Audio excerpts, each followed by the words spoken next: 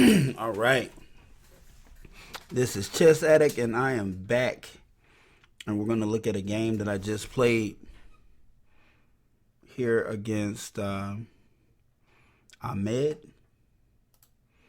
Yeah.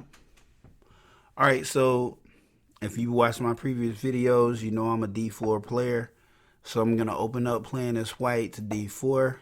And then he plays the move E6, bishop to F4, C6, E3, protecting the bishop. He plays D5, wants to control the center. I want to break up the center, so I play the move C4. He plays H6, so I go ahead and close it off. And because he's doing something that's a little bit different, some players right here would, on the very next move, would snatch this knight because the opening that he's using, the knights are going to be pretty vital, because the whole goal in this particular setup is to move the king around a lot on the back rank, push all these pawns, hide behind, and either beat you on time or put you in a bad position in the end game. But to me, this particular strategy may be best played in a longer match. I don't think I would play it in a blitz, but to each his own. I don't really know the opening. I don't use this particular opening at all. So anyway, so I play a move that the stockfish really doesn't really recognize. It's kind of like a pretty much a weird move, but I know what I want to do by moving the pawn there, which mainly is because to help combat some of this him pushing the pawns over here on this side. So, all right, so he plays knight e7, bishop d3, knight d7, and I play f3, and then he plays knight g8, and I play e4, and he plays move g5. I have to move the bishop, and he wants to walk the pawn. So at this point, I'm certain that this is what he wants to put a lot of pressure on the king's side.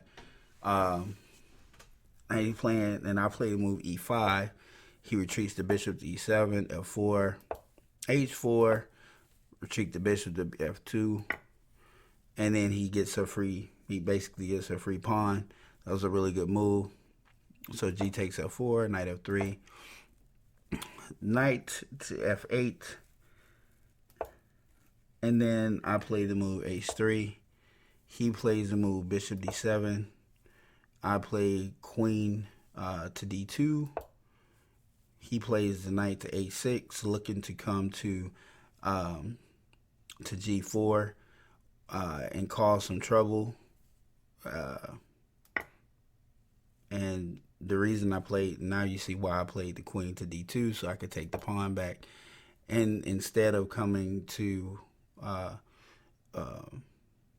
g4, he brings the knight to f5. I take with the bishop. So anytime if you're exchanging a knight for a bishop, that's typically an acceptable trade. So the whole idea here, normally I would have already castled, but the goal was to kind of see which way he was going to go. Like, what is he going to do? That was the goal. Like, what is he really trying to do? Because this opening is very unorthodox to me. I've never seen it. Maybe if you've seen this opening before, or you're familiar with it, comment on in the comment section and let me know. Because right now I'm just basically winging it and playing damage control. I'm not going to sit here and like I have a clear-cut strategy to a victory, because I really don't. So I played the move queen e3, bishop g5, so it forced me to move the queen to d3, and so he can get that position back. But instead of capturing on f4, I decide to play the move g4.